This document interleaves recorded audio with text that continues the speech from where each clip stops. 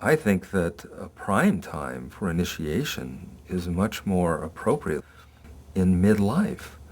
That's when men tend to put themselves into a crisis in order to take a look at who they are, to seek a sense of identity or re-exploration of where they're going in their life. Copy that. I hear it when you key the mark. Oh, yeah?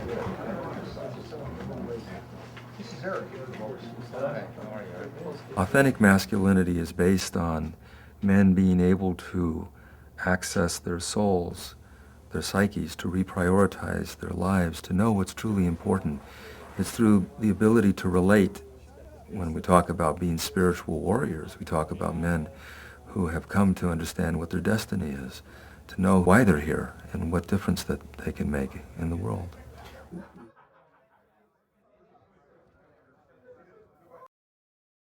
I started really actively doing these men's retreats in 1987, and then in 89, I created the Men's Center of Los Angeles so that we could help them to understand what men's issues were, what we called men's work, as distinct from the kind of issues that women were working with. This will be a life-changing or life-transforming experience for you that will make you... What we found is that when men started approaching midlife, that they would discover that they had a longing, they had a need to start to plumb the depths of their psyche or their soul, if you will. And that their ability to make the choice of working with a man could make all the difference in terms of the healing of the absence of the father in their lives. What a good team you guys are. All right. That was awesome. You guys are awesome. That was awesome. You know, when I was growing up, my father was a perfectionist, so I always felt like I had to do things perfectly in order to get his approval or get his love. And what I've come to learn is that I don't have to do it perfectly. I just need to be willing to try, just to do it. And with the support of the men, whatever happens, I feel good about myself.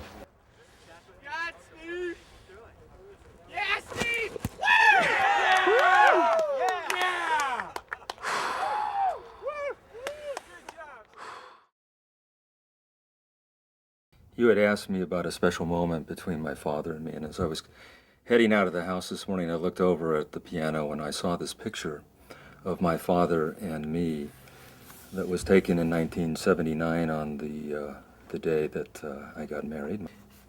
And I think it shows the tenderness and the sweetness of my father. He gave this to me, it was during the time that he was battling lung cancer. And he said, I thought you might like to have this. He was very frail at that point and had lost so much weight and was very thin. And he pushed himself up and walked into the other room and came back with a paper bag. And in that bag were baseballs, and they were autographed. And Bob Feller and Ty Cobb and looked at me and he said, isn't that something? He said, my dad got all of these autographs for me. And that's what he wanted me to have, to remember him by, so.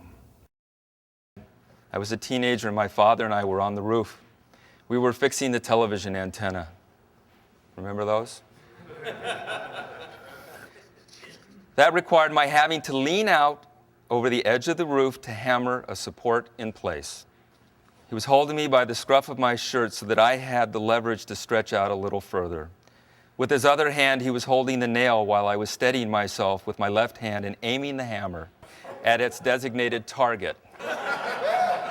What made matters worse was his admonition that should I happen to miss the nail and make contact with any part of his hand, he might be forced to let go with the other hand, allowing me to take flight and plummet to the ground. Fortunately, I hit the nail on the head. We held the funeral for my father at Forest Lawn. I was able to contain my tears until the end of the eulogy. When I sat down, Ian rose and walked to the pulpit. He just spoke from his heart. I knew that Grandpa would be so proud of him and pleased that Ian wanted to speak at his funeral. That evening, Ian took me aside. He spoke low and swallowed hard. Is it true, Dad, that you knew about Grandpa the morning of my graduation, but you made the decision to be there for me? As tears filled our eyes, he put his arms around me and said, I'll never forget this, Dad. Thank you so much. And I could sense my father smiling down on us. That's one of those major turning points in a son's and a father's life that I will never, ever forget either, Ian.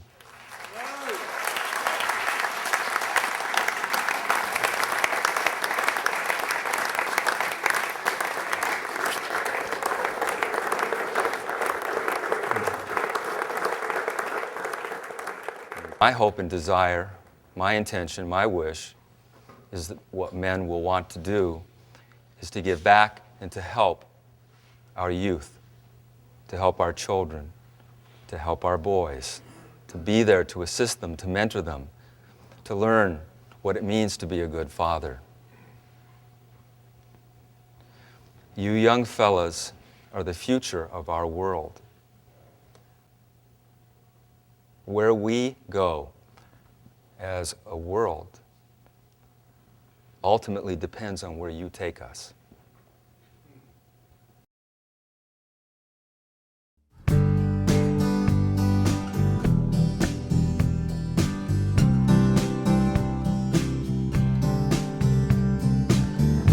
I'm a dreaming man, yes, that's my problem.